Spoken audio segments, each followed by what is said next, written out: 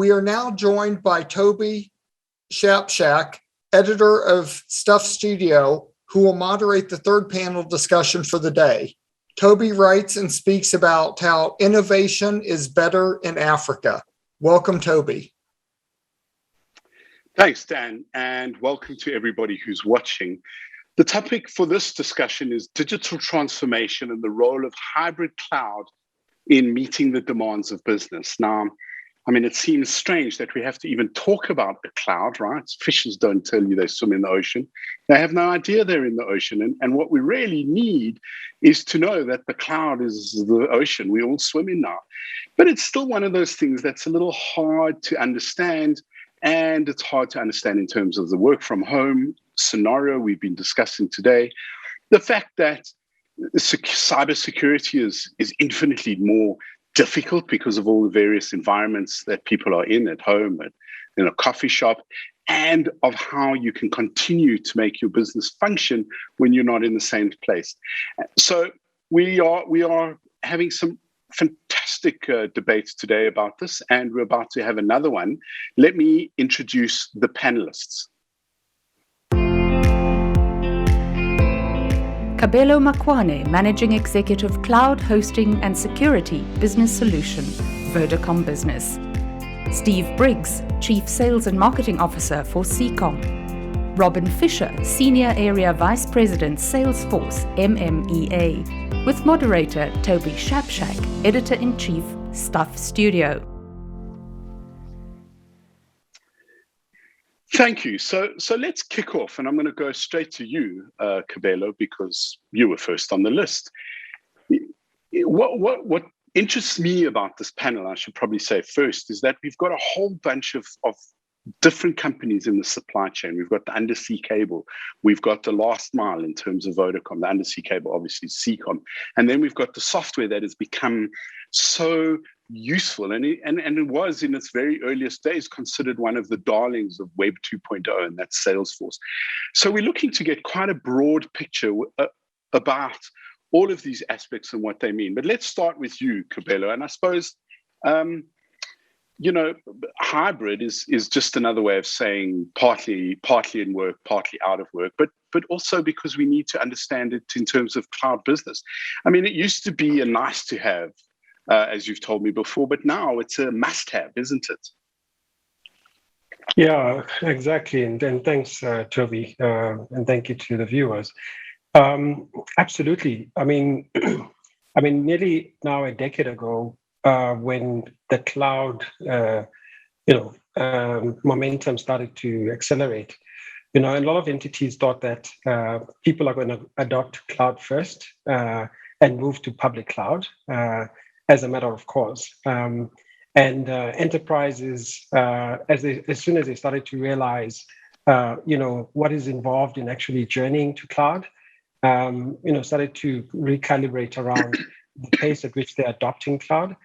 And hybrid cloud is become more mainstream, even as much as the hyperscalers are concerned, the global hyperscalers in this instance. And by the way, Salesforce does fit into that category as well.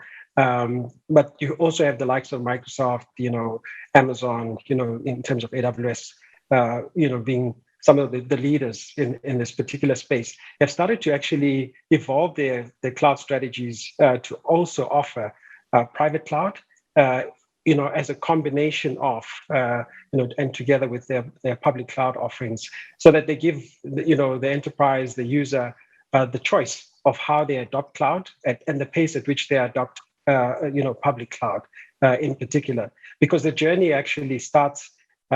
Sometimes is in sort of as simple as a lift and shift from your on-premise infrastructure, moving on to somebody's data center as a hosted and managed service, and then gradually, as people become more comfortable with cloud technology in terms of its elasticity, flexibility, and how you operate in the cloud securely, start to adopt more and more kind of public cloud technologies, and that's become the trend.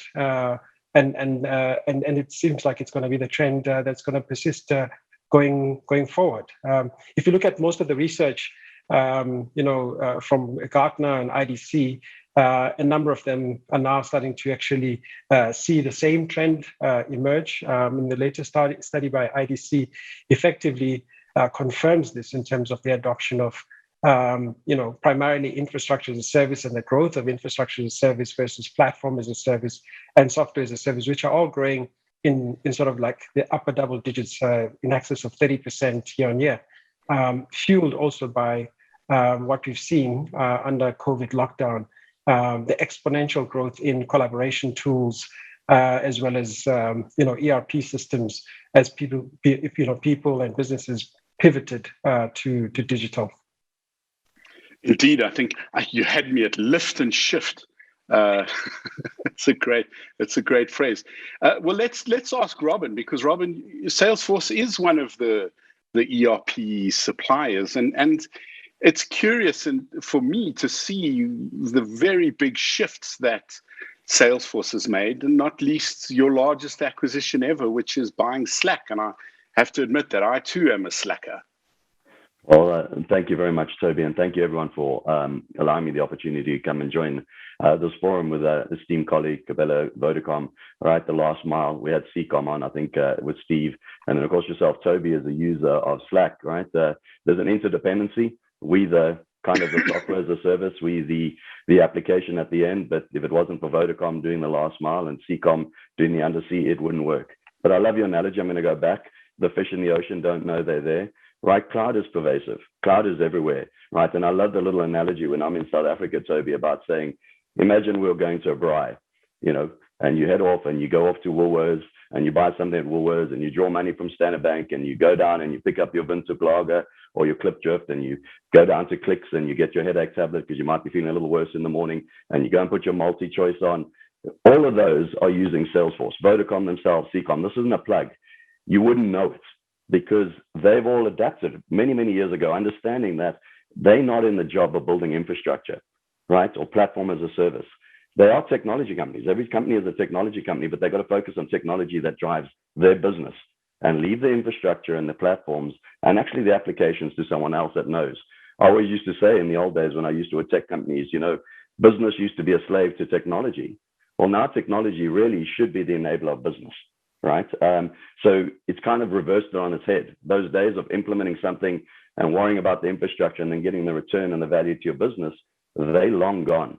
Right. So I'm not going to talk about the pandemic and digital transformation. We've spoken about that ad nauseum. But what we do know is that every company is digital now.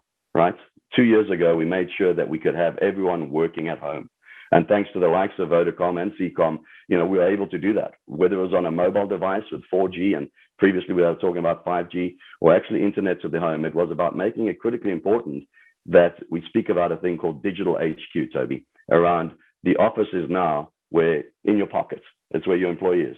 But it's got to be done in such a way that it's secure, it's scalable, it's trusted, right? VPN, security profiles. We all know the world we're living in. I think there's this kind of new trust element. Can you trust the hyperscalers? Can you trust Salesforce? And the element is, of course, this is the future. You've got to be able to trust. And these companies are then employing a huge amount of innovation to make sure that you can have your employee work from anywhere. And it's going to lead to a whole huge amount of change. Vodacom, you're going to have huge pressure on making sure that last mile doesn't just go to the big cities, that it goes everywhere, because people are now going to say, I expect to work from home. I expect to work from anywhere. I expect companies to be able to allow me to work where I want to work, make sure that I can access the cloud, make sure I can access that digital HQ wherever I'm in the world.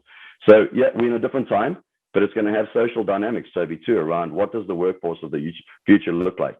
Not in the office, parts in the office, based in, I'm going to say backwater or not backwater. You got to get to those areas. It's no longer bright lights, big city. So a lot of things changing, but it is definitely the future, right? I love an analogy. You'll know this, Toby. I'm pretty old, but I lived in a world pre-email, right? Imagine saying to someone now that email didn't exist. I was a sales guy, and I used to think that the fax machine was revolutionary, right? We have gone beyond email. We have gone beyond on-premise. We are now working in a cloud-first, work from anywhere, digital HQ, and we have to accept that. And our employees need to get the skills to become digital natives, irrespective of what job they're doing. That is the future. Indeed, it is, isn't it? I mean, it's it is what it is. We are fish in the ocean.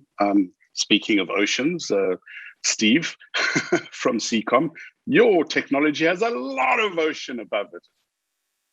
Yes, it certainly does. And I think just reminded in this call, in fact, that as I just lost you for 5 minutes because of poor connectivity, because of power outages, that even though we're so dependent on the cloud, there are still frail bits to this whole network. But yes, from a CCOM side, we've seen a rapid amount of growth over the last 18 months, kick-started by the pandemic. I think it speaks to the fact that more and more people, as they moved into the hybrid world of work, adopted cloud platforms, and happy to shout out to my colleague Robin on the Salesforce side. We ourselves are a big Salesforce user, and I think one of the reasons that allowed CCOM to move as seamlessly from the office to home was the fact that we use big cloud platforms like Salesforce. And if you multiply that out across the hundreds of thousands of people in South Africa and the millions across the continent and the tens of millions across the world that have had to make this move, I think we realized that it is possible. It's it has its drawbacks as well, and also some I guess hidden costs. But ultimately, technology has underpinned it, and proud to being part of that alongside our colleagues in Vodacom as well. So CCOM and Vodacom also work very closely together.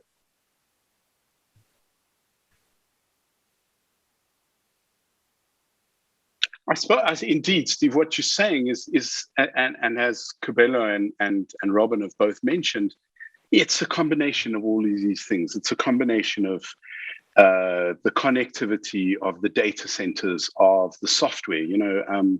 Kabelo, you were talking about software as a service, infrastructure as a service, platform as a service. Everything is now a service. The way I've analogized the way the cloud has developed is to say to people, did you ever know how your car ran? You never knew how your car ran. So in a way, that's the problem with technology. People have a bit of an understanding of technology and they want to have a complete understanding. But as I keep saying, I'm a driver, not a mechanic. I don't know how to fix my car. Why would I want to know how to fix the plumbing of my computer or the plumbing of the internet? I just want to go and get a service that works and does what I need. And if there's a problem, like you said, with load shedding, I use another word starting with SH, but I'm not allowed to say that on television. Past tense, there's even a past tense for that word, also starting with SH. But we're talking about the possibilities of people working from anywhere, business interruption, and you need to be prepared in a way that you probably wouldn't have ever before. To come back to your concept, Robin, of the digital headquarters. Right? Us technology journalists have always worked from wherever we are.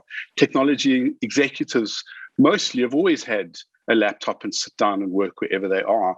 It's just that the rest of the world has now come to do the same things we do, which is, drink too much coffee and hammer away on your laptop in a coffee shop.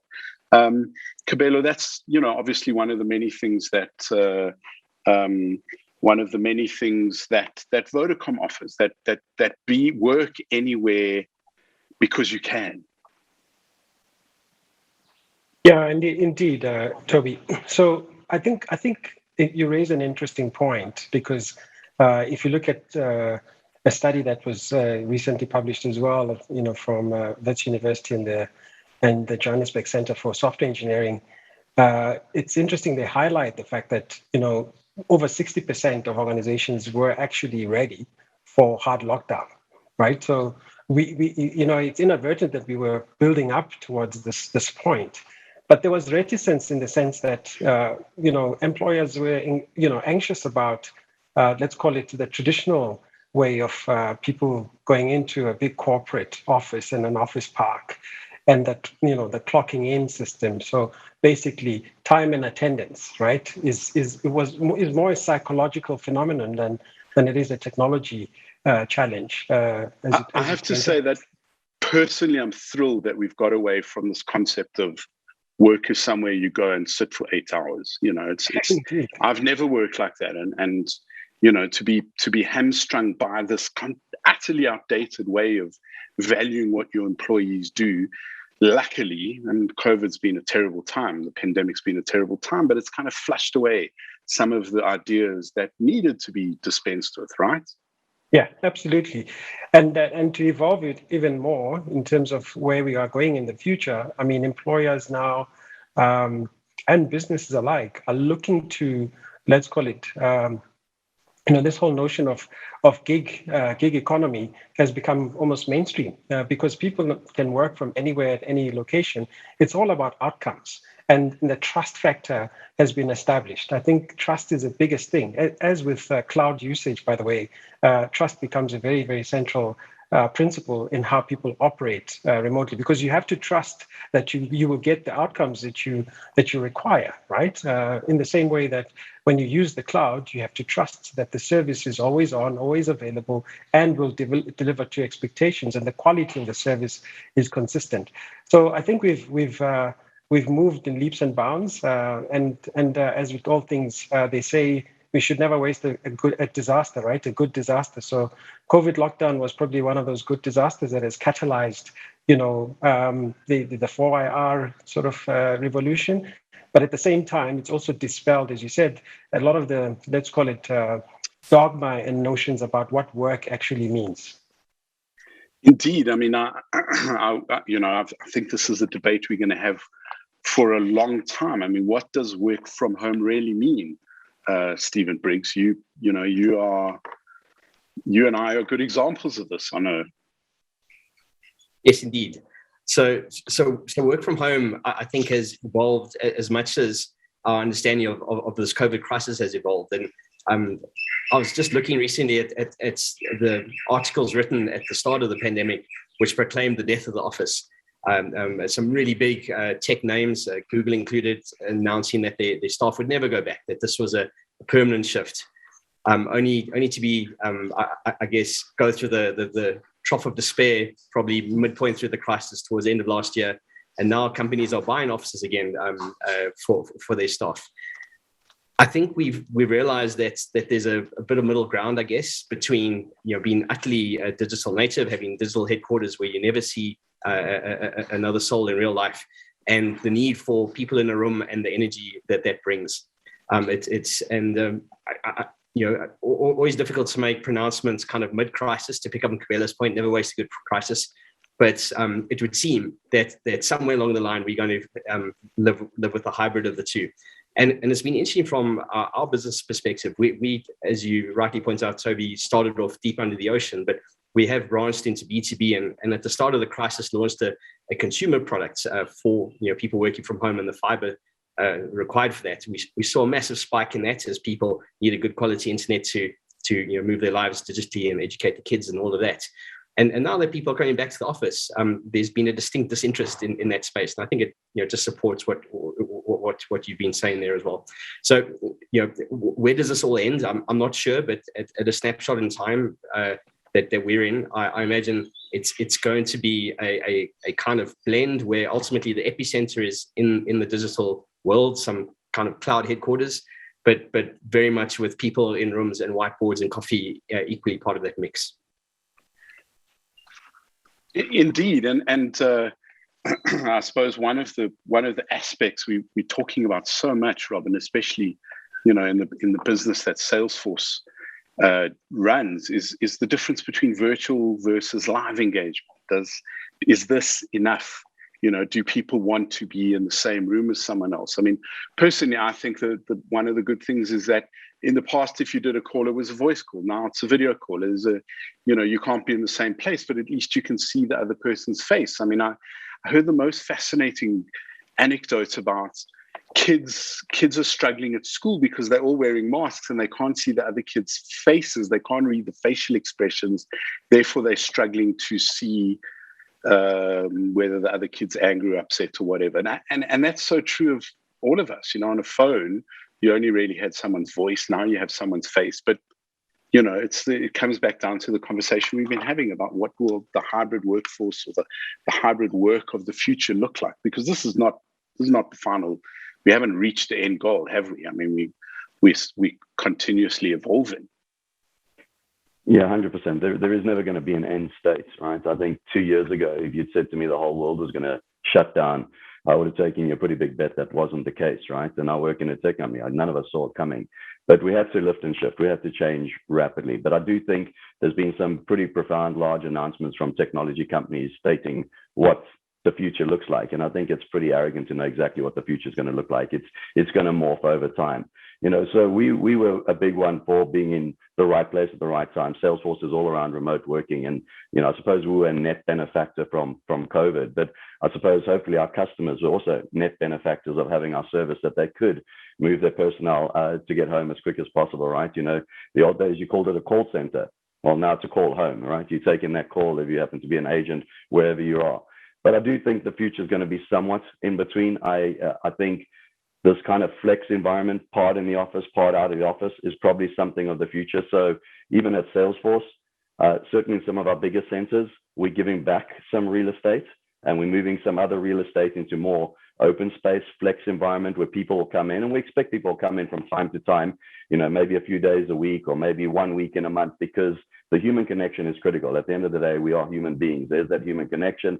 I think when you have the team meetings, you're going to work together. And similarly, the same is true of customer engagements. During this crisis, what has happened is, funny enough, I've been able to get access to execs that maybe I couldn't get before unless you went and you sat down and you had the coffee. People are more willing to get on Zoom. So on the one hand, you're more productive. You're not sitting in an Uber to go somewhere, to have that meeting. You can do it quickly.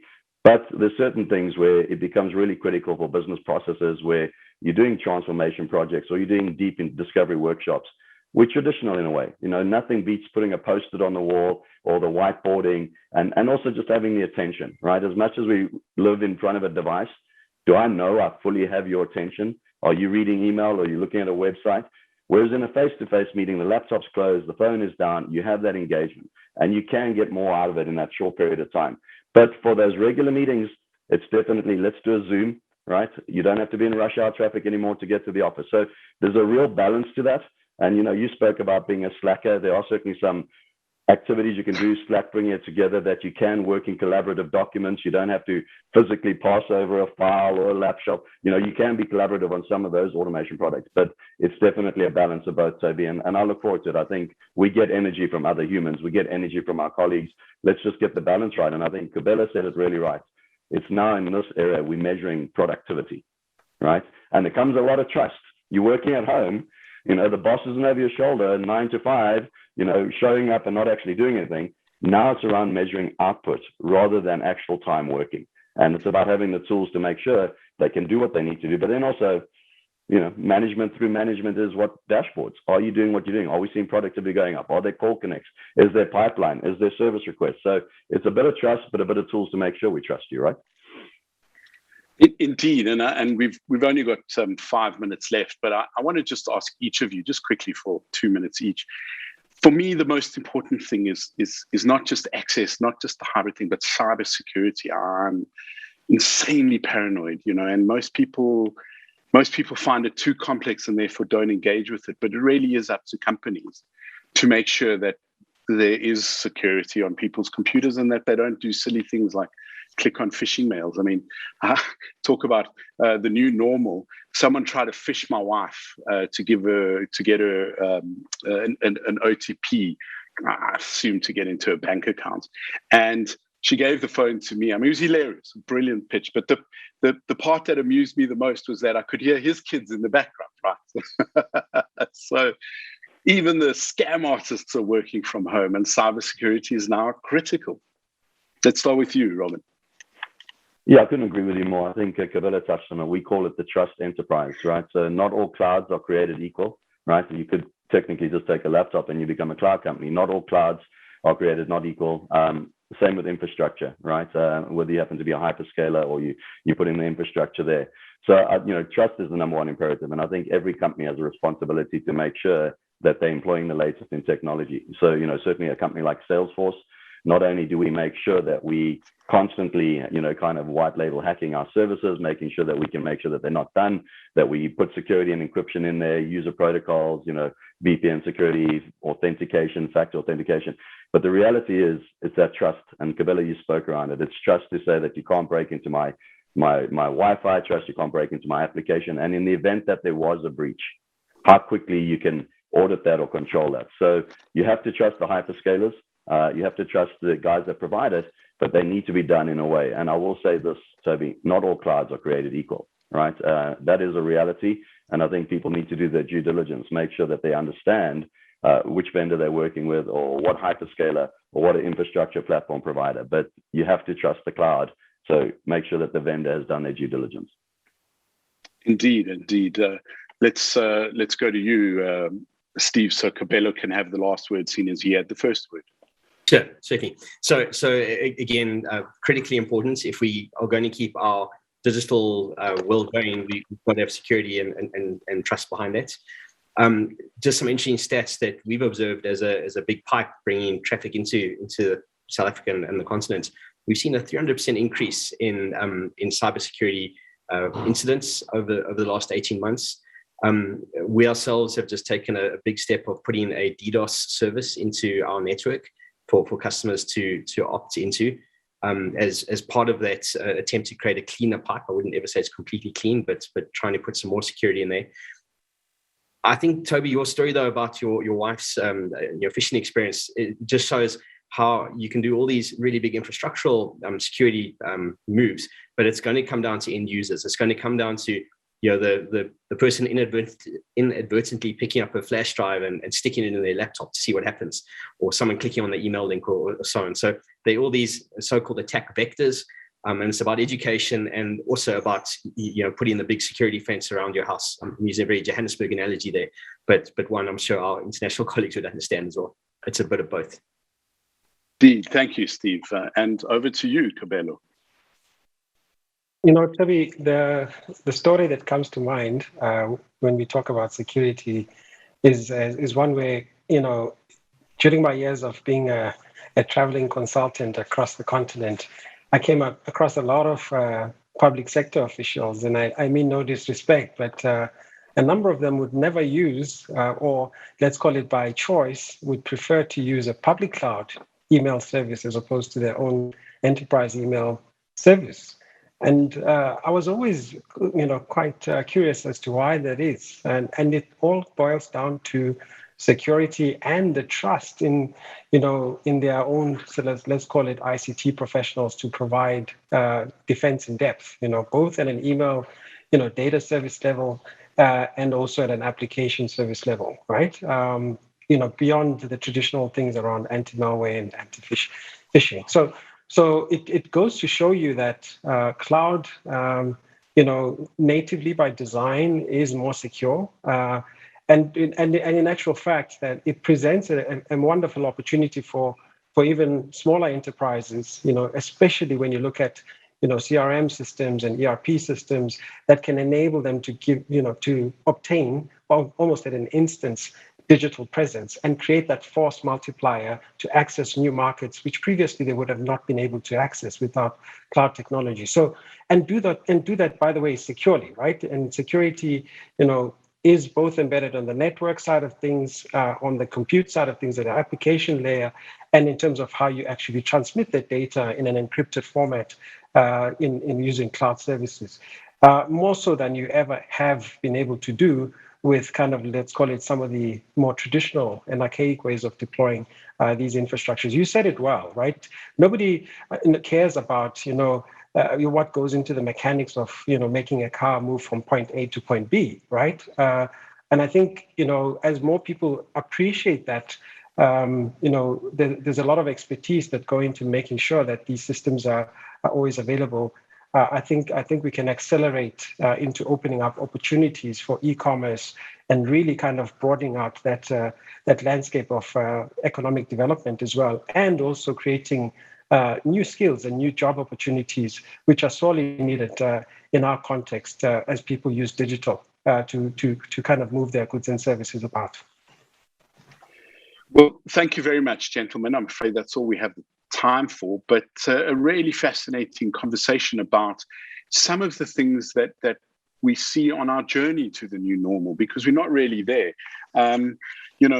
Fascinating point you made there, Cabello, about how services are growing 30% year on year. That just shows us that, this is the way forward, right? There's definitely an uptake. Sure, COVID and lockdown has given everybody a bit of a kick in the right direction. Robin, your concept of digital headquarters, or the concept is of course exactly the way we should be working. I noticed how you talked about technology as being some kind of slave versus some kind of an enabler. So the paradigm doesn't go master slave, it goes enabler. It lets you do more. It enables you to do more, which ultimately, I suppose, is what technology is all about.